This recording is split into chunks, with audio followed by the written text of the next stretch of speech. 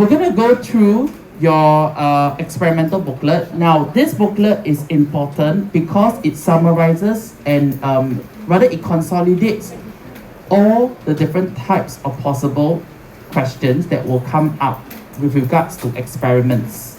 Okay, so how do you use this booklet?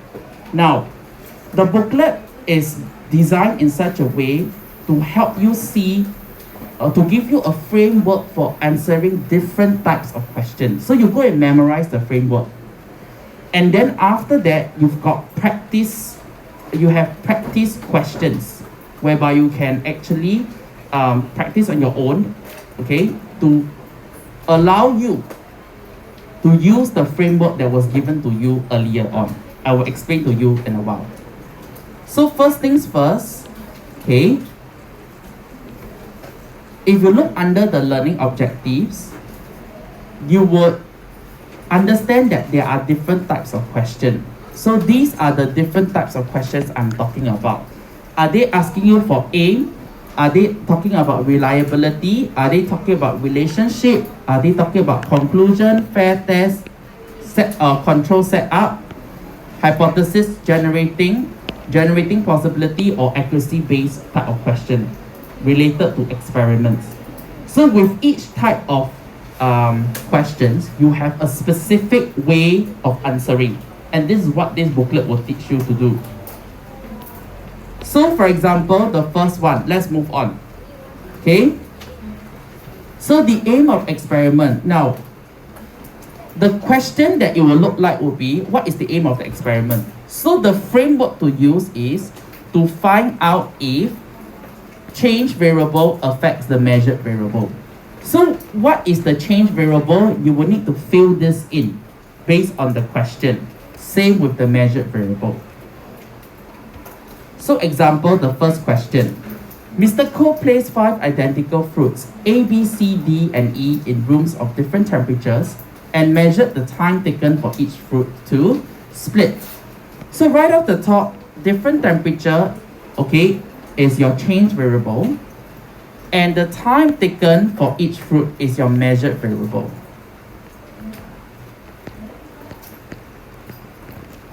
Okay, then the question asks, state the aim of the experiment. So remember, use the framework given to find out or start your answer with. So to find out how the temperature of the surroundings. Why? Because temperature of surrounding is actually your change variable. Affects the time taken for the fruit to split over here. Your measured variable. Okay, so this is a very systematic way of answering aim questions related to aim of experiment. Okay, now question 2, another example. Okay, Taryn set up the following experiment. She placed a light sensor at different distances. So your different distances in this case would be your change variable, and your measured variable is amount of light detected. So once again, to find out how the change variable, which is actually distance between torch and light, affects the amount of light detected by light sensor. Okay?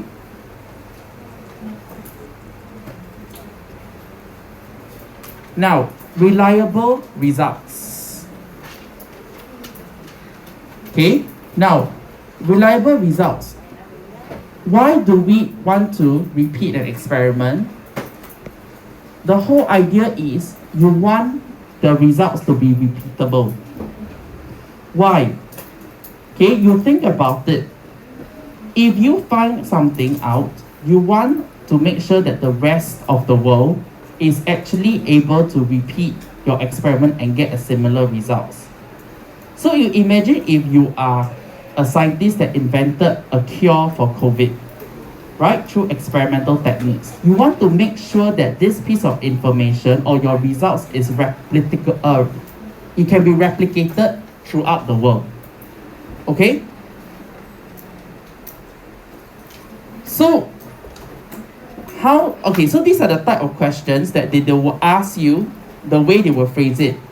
How do we reduce experimental error? How do we ensure results are reliable? What can Peter do to ensure results are reliable? So he can repeat the experiment at least. Okay, at least. You can do more number of times.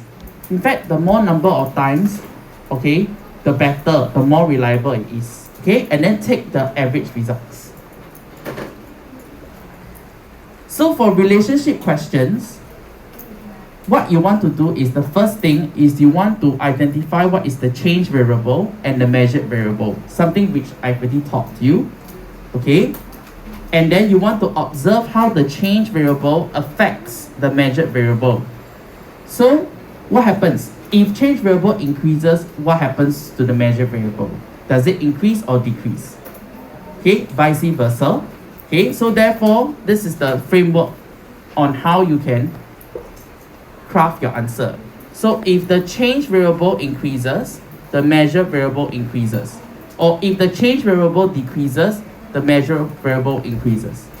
So basically, this is a framework of how you can actually craft your relationship questions. So let's look at an example. Naila and her classmate conducted an experiment using seed Y as shown below. Seed Y has a 7 cm wing-like structure. She dropped seed Y from the 4th-story corridor of a school building, while her classmate on the 1st floor measured the time taken for the seed to reach the ground. Naila and her classmate repeated the experiment 3 more times, each time trimming the wing-like structure by a little. First to 4 cm, then to 2 cm, finally no wing-like structure. Okay, then they tell you the results. So basically, first things to identify what is the change variable, like what I've done. The second thing is to identify measured variables. And what you can do for yourself is draw an arrow so that you know which direction is it heading towards. So as you can see, when I read it from left to right, I know that it's decreasing. So I write the word decreasing. Similarly, for my measured variable, I will do the same. Draw an arrow to show how is it being read, and then after that write down, is it increasing or decreasing. So one look at this, I know that when my change variable decreases, my measured variable will also decrease because they are moving in the same direction. So how do you then formulate your answers? It is to find out how the change variable, which is the length of the wing-like structure, affects the time taken for seed Y to reach the ground. Okay, so for the rest of the type of question for this particular relationship question, I'm just going to quickly scroll down and pause for you to try on your own, and then you can copy the correct, do your corrections if needed, okay, for the rest of the questions. Okay, so I'm just going to scroll down for you to see.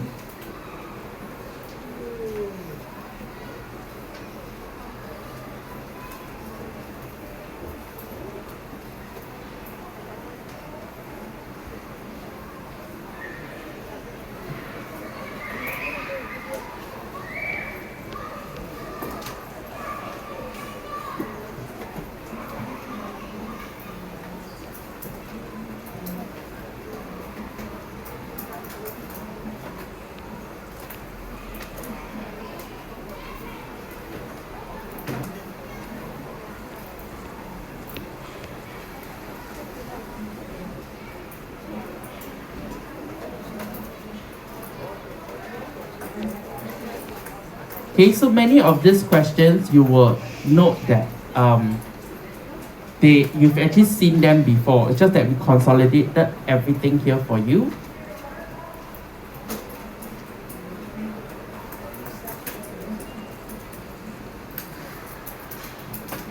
Okay, now for this question 10, I just want to pause a while to actually talk a little bit about it.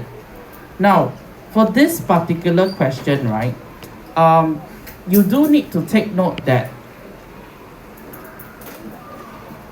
okay, there are 2 different types of variable here, okay? Now, one is talking about percentage of oxygen and one is talking about a number of red blood cells. So what you need to do is you need to find out what is the commonality between the two. And you will realize that the commonality is talking about increasing sea level. So because of that, okay, you need to see how does it affect. So there are actually two trends. You need to relate the two together. So in the first one over here, you realize that as sea level increases, okay, what happens is that your percentage of oxygen, okay, will decrease. And then after that, for the other one, as your sea level increases, your number of red blood cells actually increases. So write something like this to help you understand and then relate the two together. Okay? So then they ask you, based on the graph above, what is the relationship between percentage of oxygen in the air and the number of red blood cells found in the human beings with increasing height above sea level? Okay? So you need to say that as the height above sea level increases, because there are two trends, so you have to talk about two relationships. The percentage of oxygen will decrease, but the number of red blood cells will increase. Okay? Alright?